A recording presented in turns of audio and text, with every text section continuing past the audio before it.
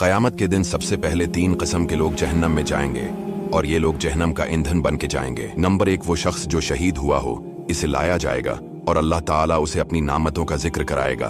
फिर वो इकरार करेगा। अल्लाह ताला फरमाएगा, तूने ये सब किस लिए किया? वो कहेगा, ताकि लोग मुझे बहादुर कहे।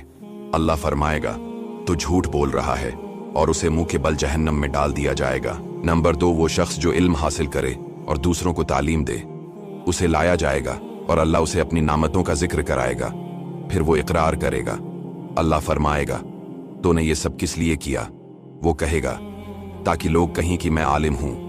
अल्लाह फरमाएगा, तो झूठ बोल रहा है, और उसे मुंह के बल जहन्नम में डाल दिया जाएगा। नंबर 3, वो शख्स जो सिदका करे, इसे लाया जाएगा और अल्लाह उसे अपनी नामतों का जिक्र कराएगा। फिर वो इकरार करेगा।